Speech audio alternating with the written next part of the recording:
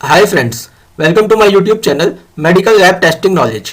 Friends, आज हम इस वीडियो के अंदर डिस्कस करेंगे कि हीमोफीलिया क्या होता है, हीमोफीलिया कितने टाइप का होता है, इसके सिम्टम क्या क्या होते हैं और हीमोफीलिया को डायग्नोस करने के लिए कौन कौन से ब्लड टेस्ट कराए जाते हैं।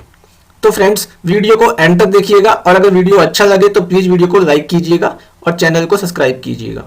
तो फ्रेंड्स, स्टार्ट करते हैं सबसे पहले कि हीमोफीलिया क्या होता है, कि हीमोफीलिया जो है वो क्या होता है। फ्रेंड्स, हीमोफीलिया एक अनुवांशिक यानी हेरिडिटरी डिसऑर्डर होता है, ठीक है, जो आमतौर पर पुरुषों में ज़्यादातर होता है, यानी कि जो मेल पर्सन है, मेल पर्सन के अंदर ये ज़्यादातर होता है और ये फीमेल द्वारा ट्रांसमिट होता है, ठीक है, यानी कि इसकी जो तादाद है वो मेल में ज़्यादा होती है, फीमेल में थोड़ा कम रहता है। हीमोफीलिया एक हेरिडिटी डिसऑर्डर है, जैसा कि मैंने आपको अभी बताया, जिसमें शरीर के बाहर बहता हुआ ब्लड जमता नहीं है, यानी कि अगर किसी को कोई कट लग जाए, चोट लग जाए, तो जो ब्लड फ्लो होता है वो ब्लड क्लॉट नहीं हो पाता है, ठीक है, वो ब्लड जमता नहीं है।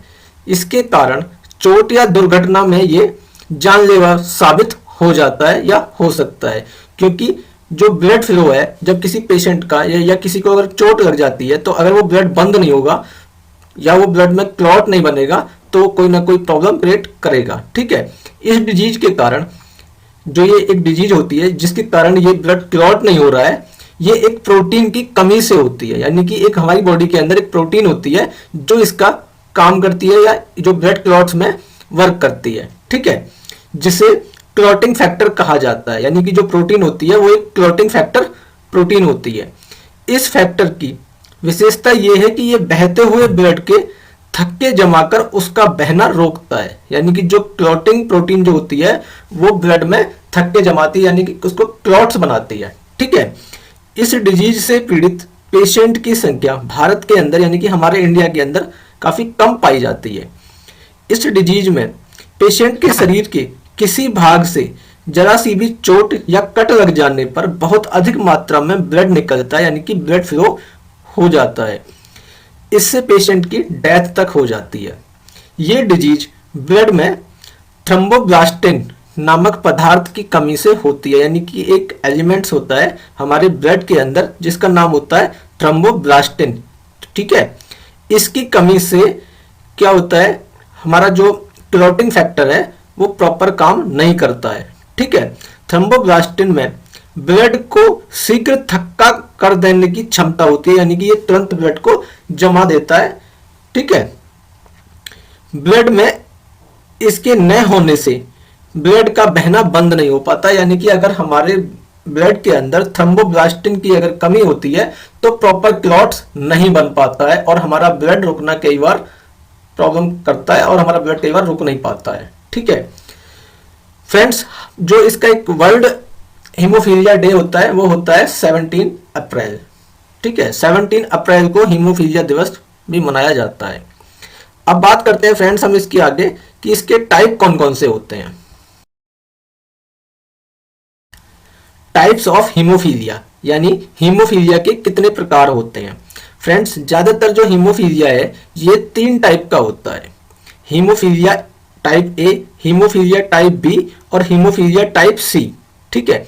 तो फ्रेंड्स, जो हीमोफीलिया टाइप ए है ये एक अनुवांशिकी डिसऑर्डर है, ठीक है, जो हमारे फैक्टर 8 यानी कि जो हमारे बॉडी के अंदर, जो हमारे ब्लड के अंदर जो हमारे फैक्टर्स होते हैं, जो 13 फैक्टर होते हैं, टोटल 13 फैक्टर होते हैं, ठीक है, उसमें फैक्टर नंबर 8 प्रोटीन की कमी के कारण होता है, यानी कि जो हमारा फैक्टर नंबर 8 होता है उस प्रोटीन की कमी के कारण हीमोफीलिया ए में होता है, ठीक है। फैक्टर 8 को हम जो है एंटी हीमोफिलिक ग्लोबुलिन यानी AGH के नाम से भी जानते हैं। ये फैक्टर हीमोफीलिया डिजीज में एब्सेंट होता है, ठीक है। ये एक ग्लाइकोप्रोटीन होता है जिसका निर्माण, यानी कि जो ये बनता है ये हमारे लीवर के अंदर बनता है, ठीक है। ये फाइब्रोनोजन के साथ जुड़ा रहता है, ठीक है। अब बात करते हैं फ्रेंड्स हम हीमोफीलिया टाइप बी की।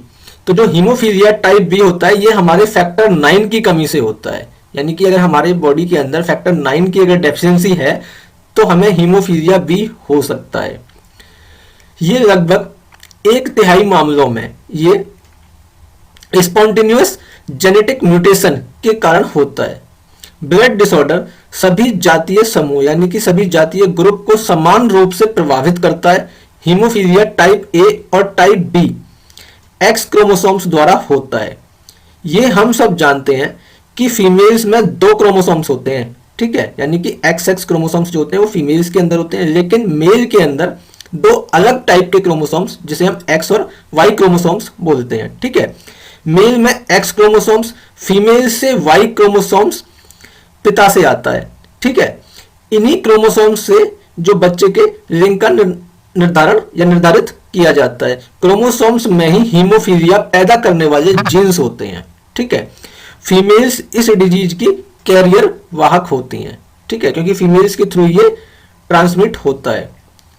अब बात करें फ्रेंड्स हम यहाँ पर कि जो हीमोफीलिया टाइप सी है वो क्या होता है।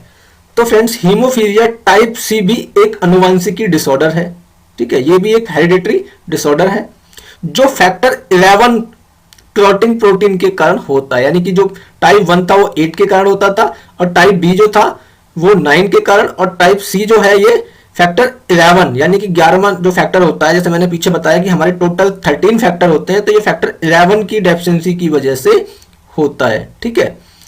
ये एक ग्लाइकोप्रोटीन होता है, यानी कि ये भी एक ग्लाइकोप्रोटीन होता है जिसका निर्माण हमारे लीवर के अंदर होता है।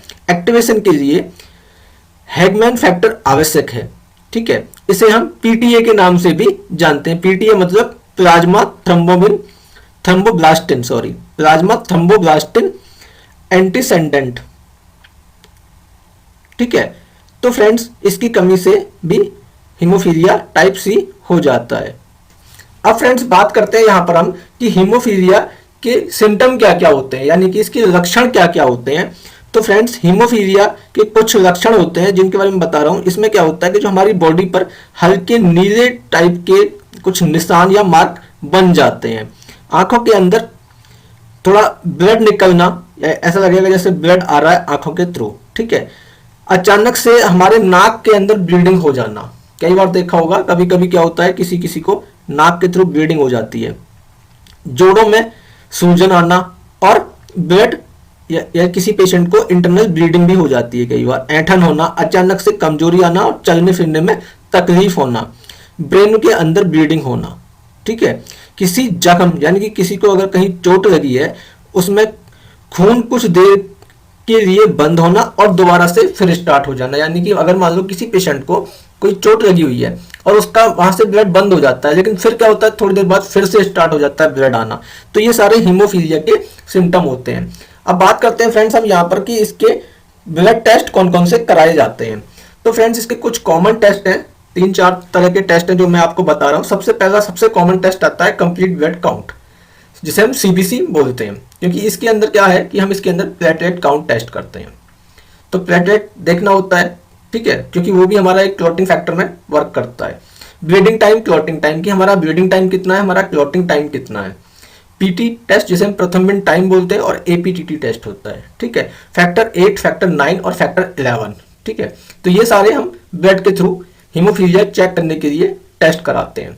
तो फ्रेंड्स अगर वीडियो अच्छा लगा हो तो प्लीज वीडियो को लाइक कीजिएगा, चैनल को सब्सक्राइब कीजिएगा। Thank you so much.